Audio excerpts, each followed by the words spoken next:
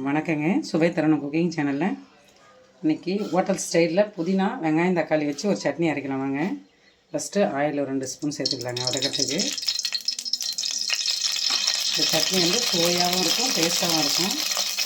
அதுக்கு 1 ஸ்பூன் உளுந்து, 1 ஸ்பூன் கடலைப்பருப்பு, இதை ஃபஸ்ட்டு நல்லா வதக்கலாங்க. ஒரு 3 எடுத்து வச்சுருக்கேங்க, அதை சேர்த்துக்கலாம். பழுத்த மிளகா சேர்த்தா இன்னும் நல்லாயிருக்கும்.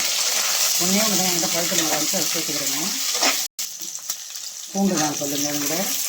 இஞ்சி ஒரு துண்டுங்க. சின்ன வெங்காயம் ஒரு 4, பெரிய வெங்காயமும் போட்டுக்கிறேன் டேஸ்ட்டுக்காக. சின்ன வெங்காயம் போட்டாலே டேஸ்ட்டாக இருக்கும் சட்னி, அதுக்காக. இது எல்லாத்தையும் ஃபஸ்ட்டு கொஞ்சம் நல்லா வதக்கலாங்க. இது கூட 2 வரமிளகாங்க. அப்புறம் பெரிய வெங்காயம் சேர்த்துடலாங்க. தக்காளி ஒரு 2 கட் பண்ணிக்கிறேங்க, அதையும் சேர்த்துட்டு அது கூட ஒரு கொட்டை புளி சேர்த்துக்கலாங்க. இப்போ கல் உப்பு கூட சேர்த்துக்கலாம். எல்லாத்தையும் நல்லா வதக்கிடலாம். இது கூட புதினா 1 கப்பு. இதுதான் மெயினுங்க. சுவையாகவும் இருக்கும், சட்னி டேஸ்ட்டாகவும் இருக்கும். செஞ்சு சாப்பிட்டு பார்த்துட்டு எதுக்கு சொல்லுங்கள்.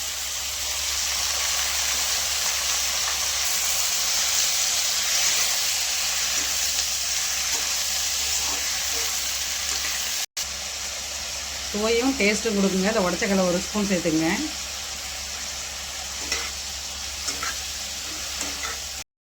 நம்ம மிக்சியில் போட்டு அரைச்சிடலாங்க.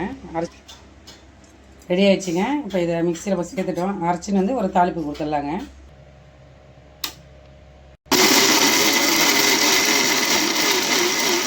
சட்னி அரைச்சாச்சுங்க. வேறு ஒரு பாத்திரத்தில் மாற்றி தாளிச்சிடலாங்க. ஆயில் சேர்த்துடலாங்க. தாளிக்கிறதுக்கு 1 ஸ்பூன் போதுங்க. கடுகு உளுத்தம்பருப்பு எல்லாம் இதில் இருக்குது, சேர்த்துக்கலாங்க.